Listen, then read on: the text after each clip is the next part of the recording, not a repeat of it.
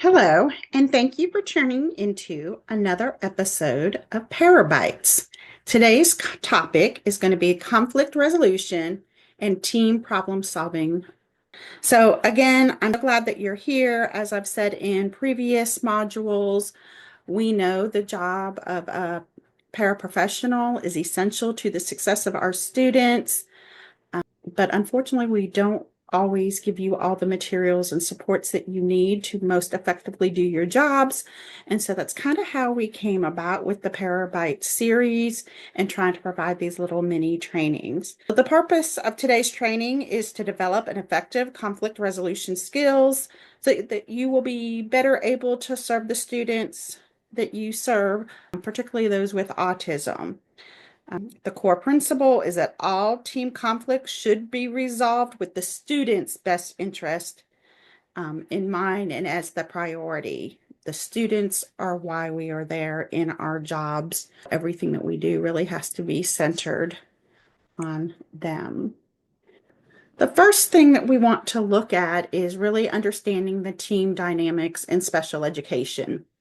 It is a very, very unique structure. We have many professionals who all have different expertise and knowledge that they bring to the table. I mean, yes, we have you, the paraprofessional, we have special education teachers, we have general education teachers, we have occupational therapists, we have speech language pathologists, we have PTs. Some districts have BCBAs or other types of behavior consultants. And really, the list can just go on and on. With that, everybody's got kind of a different perspective on student needs. Again, OT may look at things a little bit more from that sensory need perspective, where a speech pathologist is going to be looking a little bit more from that communication and language barrier. But we need to remember that we all have a shared responsibility, even though we have different roles.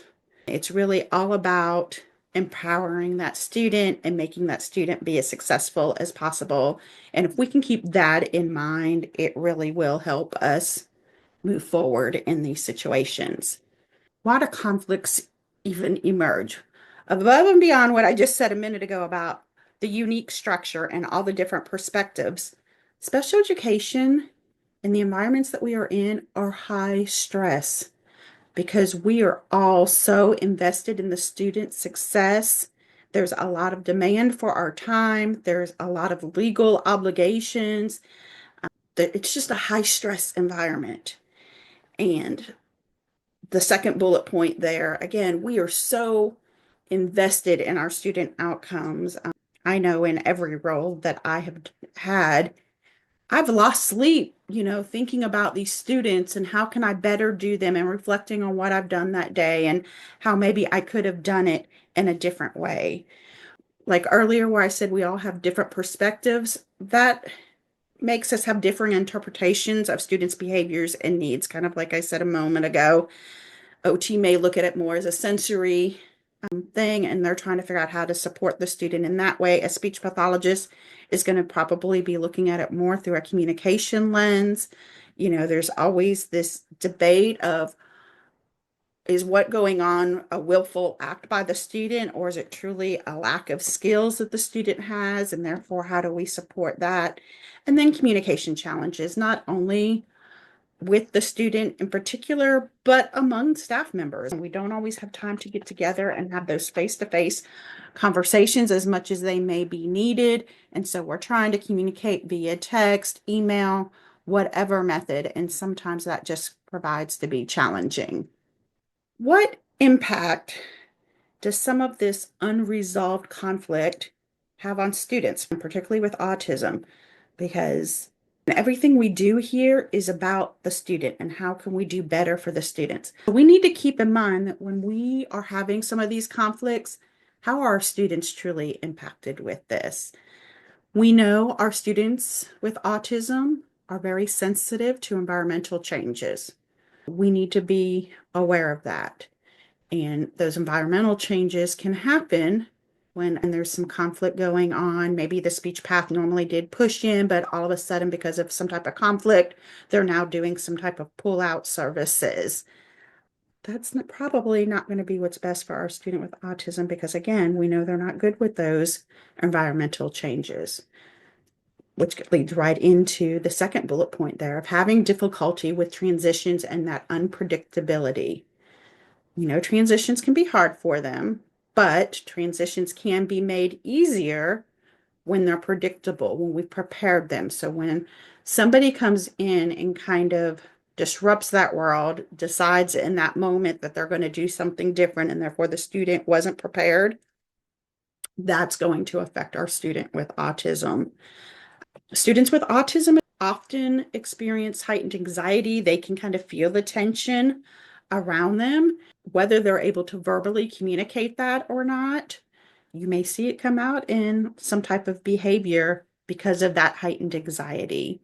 And then again, like I said, they can kind of feel that tension. They can feel that emotional discord, even when you haven't said anything or expressed it explicitly with them. Just be very, very mindful of that. And remember that we need to be professionals in this. Again, it's all about our service, our student, and providing them the best services that we can provide for them.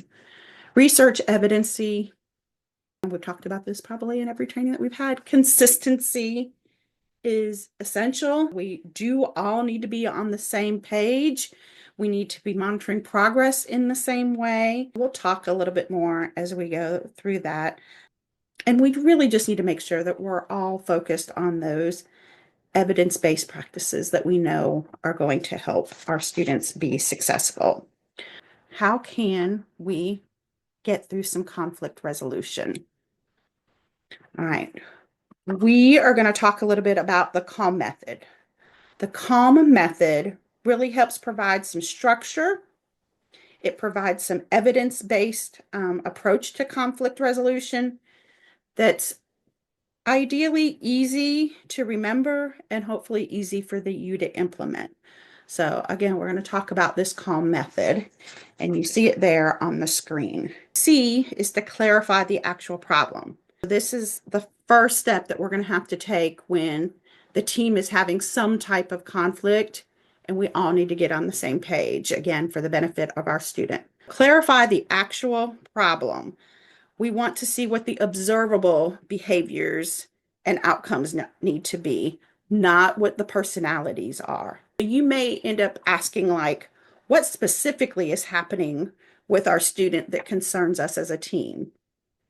And then we need to give really concrete examples when we reply to that. You might say something, when Johnny transitions from speech therapy to the classroom, he exhibited increased stemming and vocal protest. We really want to kind of avoid those generalizations. You always undermine my strategies, because always is a very generalized word. Or no one listens to my input. No one, again, is a very generalized word. So avoid those generalizations. And then the specific issue to ensure that everybody is addressing that same concern. You may even have some video when it's appropriate and when you have permission for that. Again, clarify the actual problem. Then we're going to move to acknowledging the different perspectives, because like I said earlier, we all bring different perspectives to the table. We all have different backgrounds and different education. When we're acknowledging these different perspectives, we want to realize that validation is not necessarily agreement. I can understand a colleague's viewpoint without necessarily adopting their viewpoint. You want to kind of start with those, I understand your position is, and then try to what they've said to make sure that you're actually hearing what they're saying. Recognize expert boundaries. Again, when it comes to communication, I'm going to know my speech path is the expert in that area. When it comes to some type of behavior analysis, if I have a BCBA on the team, I'm going to recognize that they're the expert in that area. If we're talking sensory, I'm going to recognize, again, that OT is the expert in that area. You need to recognize there's expertise and just know, I mean, again, I was a special education teacher. Why I have lots of knowledge in those areas. They are specific experts in those. When they start speaking, I really need to listen and try to learn from them. Acknowledge the contextual differences. Somebody, I don't know, maybe the OT, they're telling you information, but they also see them in a one-to-one setting. And the special education teacher, might be working with them more in a group activity. We need to look at the context of those differences and the different experiences that we're having and acknowledge, again, maybe it's not a skill deficit, maybe it's an environmental deficit. But again, we need to acknowledge these different perspectives that are coming in there. We've clarified the actual problem. Now we've acknowledged the different perspectives. The next thing we're going to do is listen actively and empathetically. This is going to be a hard one.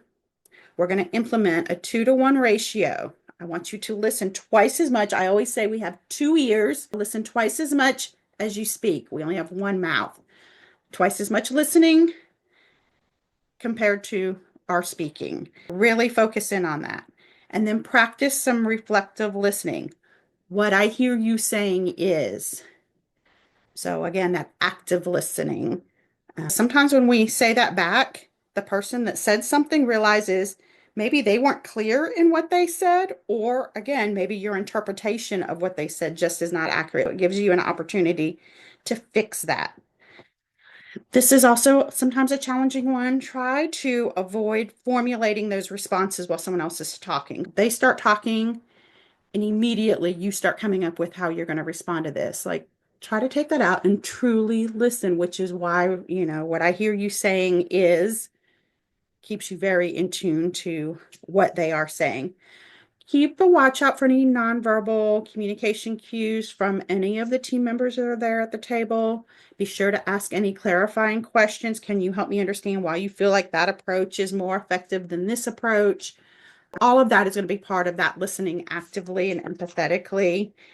But also try to keep in mind any emotional context. The student's behavior seems to trigger strong feelings. What might be behind that? Because again, sometimes we bring in our own biases, and something the student might be doing, again, might be triggering that. So that's that listening actively and empathetically to try to uncover all that. We've clarified, we've acknowledged, we've listened.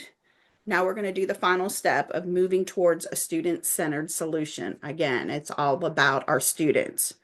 You're going to keep in mind what are those evidence-based practices, and we've talked a lot about them throughout this series. And you can go to the Kentucky Autism Training site to learn more about some of the other ones. You can talk to one of your field training coordinators in your region if you need more information. As a team, looking through those evidence-based practices, you want to kind of start picking out the ones that you want to do and then establish some type of measurable outcome. Something like success means reducing elopement attempts by 50% within the next 3 weeks. Like, that's our goal as a team. And then create that unified approach with clear responsibilities for each member of the team. We're going to want to focus in on that. Why does this method work? It really helps reduce that emotional reactivity that we may have, because again, we all do it, whether we're aware of it or not. Kind of moving through this process gives us kind of that formula. It really helps us focus on an objective problem-solving process. It helps us maintain these professional relationships that are so critical to student success, and it really helps us center on those decision-making. All right, so some communication techniques for some of these difficult conversations, and we've already talked about some of these. Trying to use I statements instead of you statements, because when I go you said this, you did this, that's very accusatory. But I can say I felt this way, I noticed, I saw, because then I'm taking some ownership in that, and I'm just telling you how I feel or what I saw or how I perceive something. Again, try to be very behavior specific in your feedback. Again, like I said, avoid those general things of always, never, no one. Very specific behavior feedback.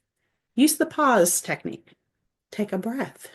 Take some space before responding. Sometimes when we get that email or that text message, instead of responding right away, we need to take a minute, walk away from the situation, and then come back and try to do it with a clear mind. When and how to disagreements constructively. Not every disagreement needs to be, but there are some disagreements that we do need to, we need to kind of write out our plan, especially the more people I think that are involved with it, so that everybody knows what their role is moving forward.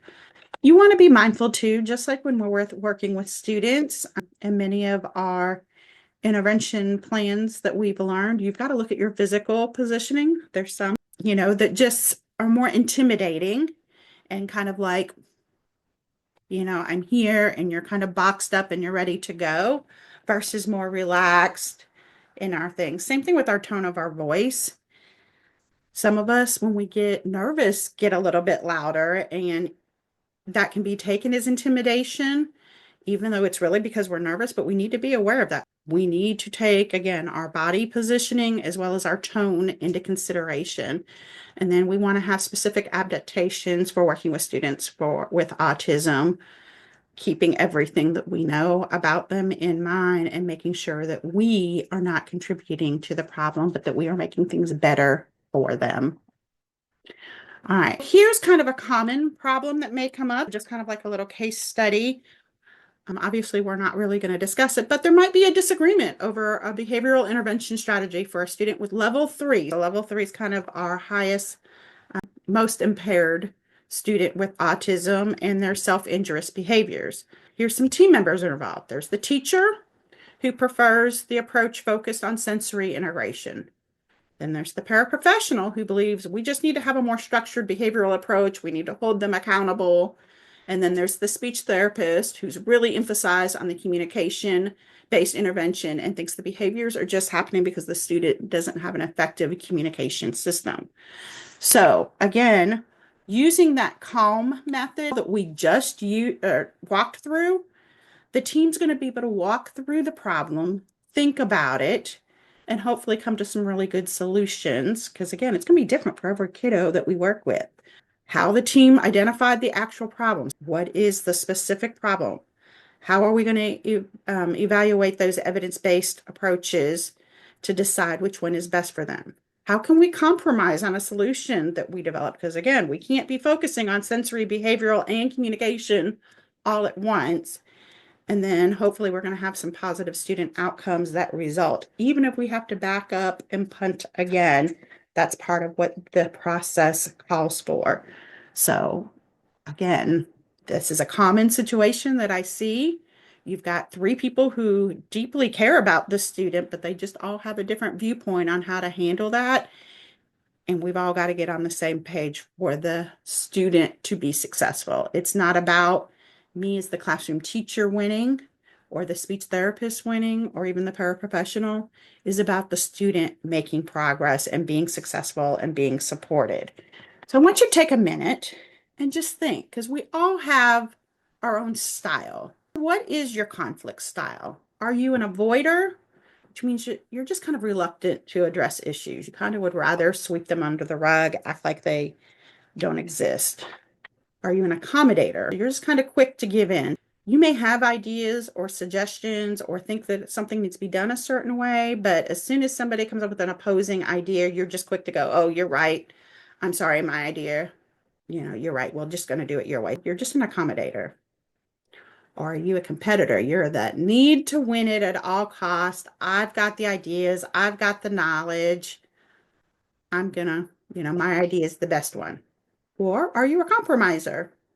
Seek middle ground. You're like trying to make everybody happy. Let's take a little bit of this and a little bit of that and put it all together. If I'm being very transparent, that tends to be where I fall, as I try to get that middle ground.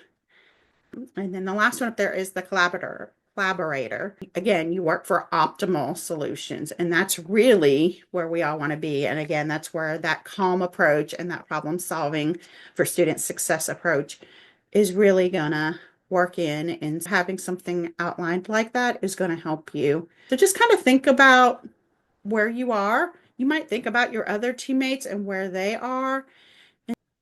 How can we adapt our own style for better team outcomes? Because again, we want to have optimal student solutions. It's all about the kids. It's all about the students that we serve. As we begin to kind of wrap up, I want you to remember conflicts are inevitable. We all have them, especially when you work closely with people. But it's how we resolve them that really defines our effectiveness. We need to have that shared priority of always putting student success above all. When in doubt, we want to return to those evidence-based practices. They have the research, they have the effectiveness, we know they work. And then we do want to do the solutions and revisit their effectiveness. Again, are we getting the results that we expected to get from that? All right. I put a couple resources here just in case you wanted to learn a little bit more here. This article here, Collaborative Teams for Students with Severe Disabilities, really just talks about the importance of creating a team of professionals and with various backgrounds, because and that's really what's going to give the best outcomes, and make sure that our student needs are all taken into account. And the next one here is the information about evidence-based practices for children, youth, and young adults with autism disorder.